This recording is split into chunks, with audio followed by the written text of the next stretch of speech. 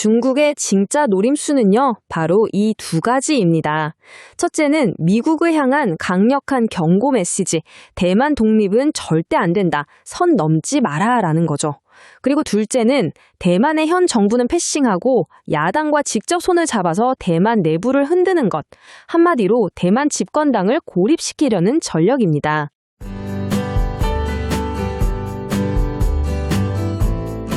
안녕하세요. 오늘 우리가 파헤쳐볼 이야기 정말 보통이 아닙니다. 무려 10년 만에 중국과 대만 야당 대표가 만났거든요. 이 악수 뒤에 숨겨진 복잡한 계산들 지금부터 슬라이드와 함께 속 시원하게 풀어보겠습니다. 자, 바로 시작하죠. 이 회담을 다룬 한 언론의 헤드라인이에요. 어때요? 굉장히 도발적이죠? 마치 누군가 바로 트럼프 전 대통령을 딱 겨냥해서 보라는 듯한 메시지 같다는 건데요. 이 한 줄만 봐도 이번 만남에 실린 지정학적 무게감이 확 느껴지지 않으세요? 네, 그래서 구체적으로 어떤 일이 있었는지, 이게 도대체 무슨 의미인지 궁금하실 겁니다. 누가, 왜, 그리고 왜 하필 바로 지금 만났을까요? 그 핵심을 이제부터 하나씩 짚어보겠습니다. 자, 우선 이 만남 자체가 얼마나 역사적인 의미를 갖는지 그것부터 한번 살펴보죠. 여기에 핵심 정보가 딱 정리되어 있죠.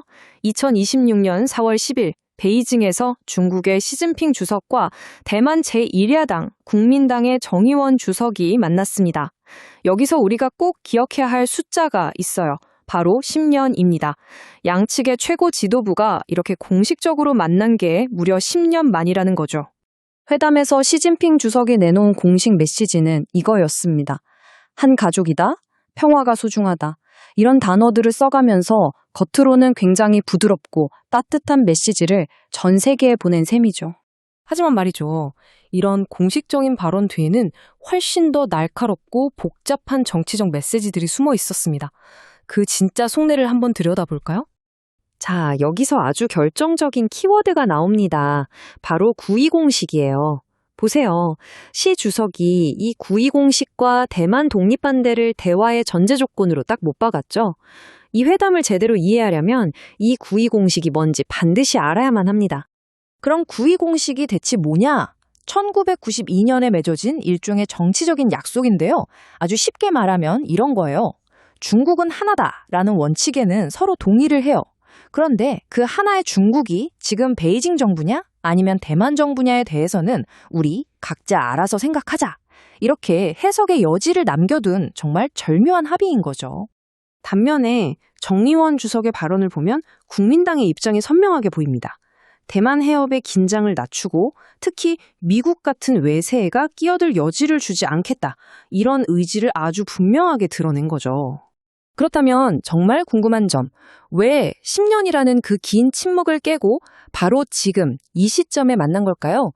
그 배경을 이해하기 위해서 시간을 잠깐만 뒤로 돌려보겠습니다. 이 타임라인이 모든 걸 말해줍니다. 2015년 회담을 마지막으로 2016년에 대만에서 독립을 지향하는 민진당이 정권을 잡으면서 중국과의 공식 대화 채널이 완전히 끊겨버렸습니다. 그렇게 10년이 흐른 거예요. 그러니까 이번 만남은 바로 그 10년의 얼음을 깼다는 점에서 엄청난 사건인 겁니다. 이 표를 보시면 지금 대만의 정치 상황이 한눈에 들어오죠. 집권당인 민진당은 독립을 원해서 중국과 대화를 안 해요. 반면에 야당인 국민당은 9.20식을 인정하면서 대화에 적극적이죠. 중국은 바로 이 지점, 이 틈을 정확하게 파고들고 있는 겁니다. 자, 이제 겉으로 드러난 메시지를 넘어 중국이 이번 회담으로 노리는 진짜 속셈은 뭔지에 그들의 핵심 전략을 한번 파헤쳐 보겠습니다. 중국의 전략, 복잡하게 생각할 것 없습니다. 딱 두 가지 목표를 향하고 있어요. 여기 보이는 숫자 2, 이것만 기억하시면 됩니다. 중국의 진짜 노림수는요, 바로 이 두 가지입니다.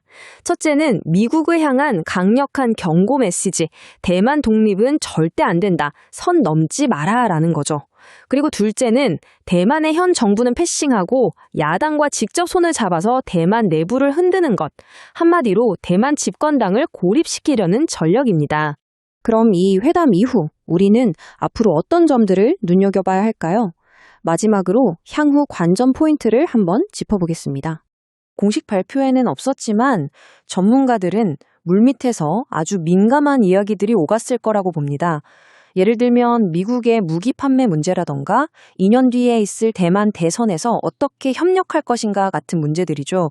앞으로 이런 부분들이 실제로 어떻게 움직이는지 예의주시해야 합니다. 결국 이번 만남은 우리에게 이 근본적인 질문을 던지고 있습니다. 10년 만에 이 악수가 과연 평화로 가는 길을 여는 신호탄일까요? 아니면 더 복잡하고 새로운 갈등의 시작을 알리는 서막일까요? 그 답은 앞으로 우리가 함께 지켜볼 역사가 말해주겠죠.